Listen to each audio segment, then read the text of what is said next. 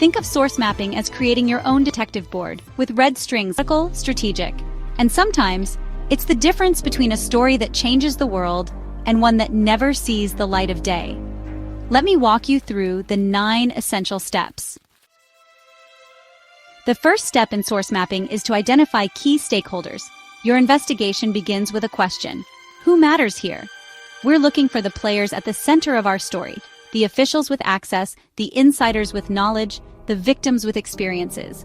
These people are the living, breathing keys to unlocking your story's potential. Step 2 is to categorize and prioritize your sources. Not all sources are created equal. We sort them into categories: whistleblowers who risk everything, experts who provide context, officials who confirm facts. Then we prioritize. Who has first-hand knowledge? Who's simply repeating rumors? Your primary sources become your gold standard. The third step in our mapping process is developing source relationships. You know, journalism is fundamentally human. Sources don't just hand over career-ending information to strangers. They need to trust you. Will you protect them? Will you be fair? The dance of attribution begins here, on record, off record, anonymous, each choice carrying its own weight and consequences. Step 4 is critical. Research and verify your sources. In a world of misinformation, verification is sacred. We research our sources' backgrounds, motivations, and biases.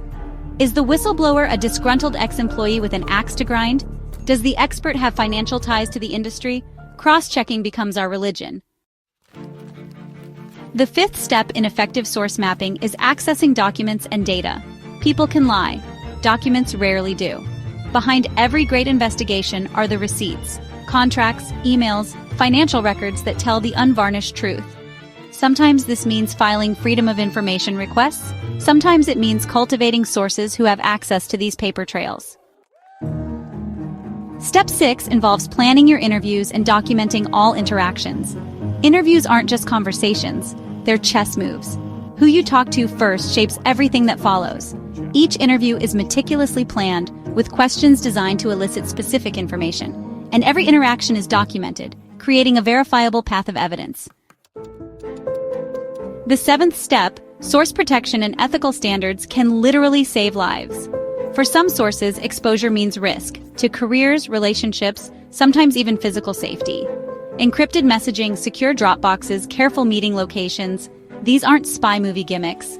They're essential tools for protecting the brave people who make investigations possible. Step 8 is to follow new leads and collaborate with others.